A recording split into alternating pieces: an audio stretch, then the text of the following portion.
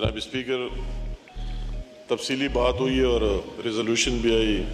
Ismail Haniyeh शहीद और फ़लस्तीनियों के साथ इज़हार यकजहती के लिए, और इसमें कोई दूसरी राय हो भी नहीं सकती। बीइंग पाकिस्तानी और बीइंग मुसलमान के हमारे जज्बात एहसासात उनके साथ मिले हुए। मैं बात करना चाहता हूँ मुख्तसरन सी, क्योंकि टाइम कम है। 5 अगस्त वही दिन है जब इंडिया ने मकबूजा कश्मीर की जो स्पेशल हैसियत थी वो ख़त्म कर दी और उनके अपने आइन 370 और 35A के आर्टिकल्स को निकाला गया। तो उसी 5 साल उसके हो गए मुकम्मल। तो हर साल इसमें हम सारे, या पाकिस्तान के अंदर भी और बाहर भी हमारे जितने मिशंस है वो उस दिन पर एहतजाज भी करते और यादाश्त वगैरह भी पेश करते हैं। तो हमारी मिनिस्ट्री वही कोऑर्डिनेशन कर रहे हैं चारों प्रोविंशियल गवर्नमेंट के साथ भी, JK के साथ भी और GB के साथ भी। इसी हिसाब से पूरे मुल्क में वाक वगैरह होंगे, मगर यहाँ जो ख़ासकर रेडियो पाकिस्तान से आगे D चौक तक वाक सुबह टाइम ज़रा मुश्किल है, 8:30 बजे 9 बजे। मगर मैं सबसे ये दरख्वास्त करना चाहता हूँ, कोई इधर साइड से इस साइड से, कि वो सारे इसमें आ जाए और शरीक हो जाए और एक मैसेज दे रहे कि जिस तरह आज मैसेज दिया गया कि सारे हम इस इशू पर है कि उस इशू पर हम भी है कि और पूरी दुनिया को भी नज़र आ जाए और कश्मीरियों के भी नज़र आ जाए कि पूरी पाकिस्तान के अवाम और तमाम पार्लियामेंटियन हमारे साथ है। तो मेरी सिर्फ उसकी रिजोल्यूशन वगैरह सब ने साइन की। इंशाअल्लाह ताला फिर मंडे को हम पेश करेंगे। मगर मेरी दरख्वास्त आज उनसे ये है कि फिर इसमें दूसरा टाइम नहीं है कि मंडे को हमारे साथ उस वाक में शामिल हो जाए। प्लीज़ सर, ठीक है। मैं अली साहब फजर पे उठते हैं तो इंशाल्लाह आएंगे। जी अली साहब, ये इंशाल्लाह रेजोल्यूशन भी लेके आएंगे, मुतफ़िका रेजोल्यूशन आएगी और फिर आपको मैं पीर वाले दिन हम इन दोनों इश्यूज़ पे बात भी करने की इजाज़त है। जी अली साहब, 3 मिनट अगर फ़लस्तीन पे दे दें आज। जी 3 मिनट दे दें फ़लस्तीन। मैं इजाज़ुल हक साहब मांग रहे हैं, पुलैन साहब उनको दे के फिर हमारे पास बहुत काम है। जी चलिए, मैं इंतजार कर रहा हूँ, अगर मौका मिले तो 2-3 मिनट दे दीजिएगा। इजाज़ुल हक साहब। जी शुक्रिया जनाब स्पीकर। बिस्मिल्लाहिर्रहमानिर्रहीम। मेरा ख्याल है कि आज इस बात पर हम मुत्तफ़िक़ हैं कि जो इस्माइल हानिया के साथ एक दहशतगर्दी की वारदात हुई और इज़राइल ने एक सोवरेन मुल्क के अंदर, जहाँ पर एक बहुत बड़ा इवेंट होने जा रहा था, कि वहाँ जाकर ये साबित किया कि वो कहीं भी इस किस्म की वारदात जो है वो कर सकते हैं। पहली मर्तबा मैं समझता हूँ कि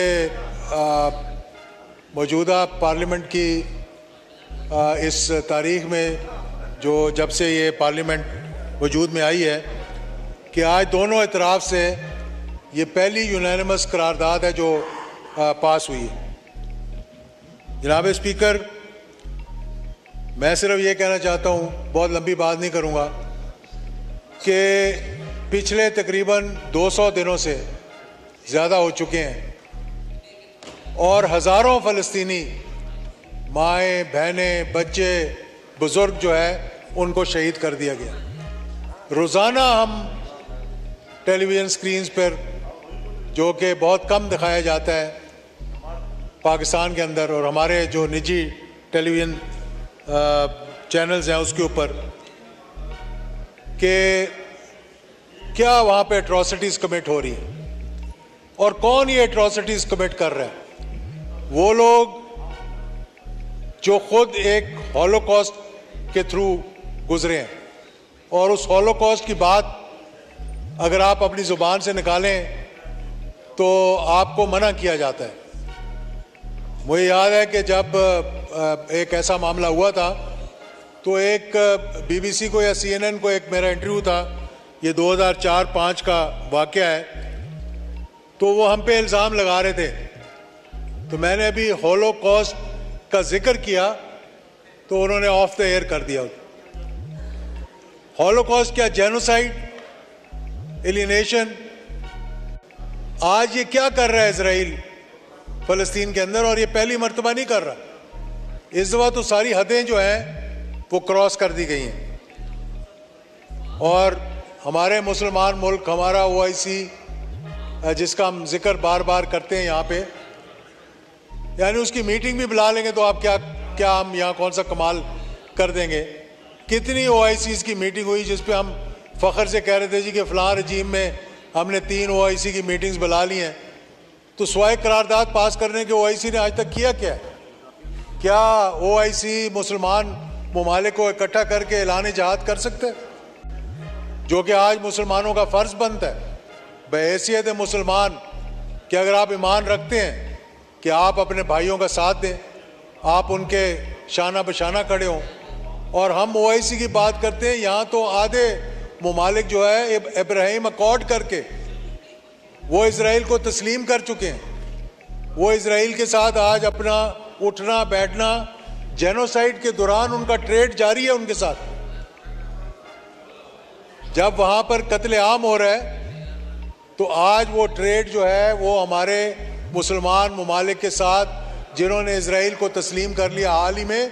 और ये अगर हमास ये कदम ना उठाता और अगर हमास ये जहाद का ऐलान ना करता तो मैं समझता हूँ कि हम पर भी और दीगर मुसलमान ममालिक पर भी ये प्रेशर था कि हम भी उस इब्राहिम अकॉर्ड के तहत इसराइल को भी तस्लीम करें और मामलात को जो है वो आगे लेकर चलें।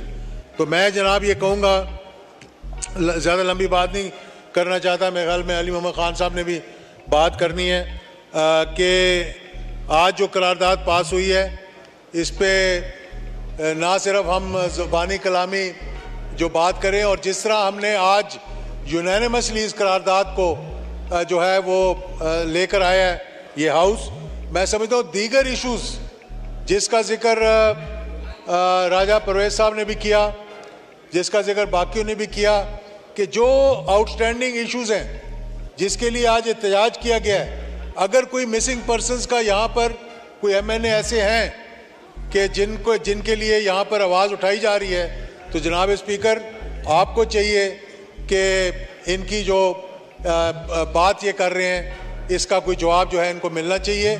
और ख़ास तौर पर आप इस हाउस के कस्टोडियन हैं, अगर किसी मेंबर के ख़िलाफ़, चाहे वो सेनेट का हो चाहे वो पार्लियामेंट का हो, ये माजी में भी हमने फैसला किया था और मुश्किल वक्तों में ये फैसला किया था कि उन लोगों को बुलाया गया पार्लियामेंट के अंदर, वो इजलास तो थे उन्होंने अटेंड किए।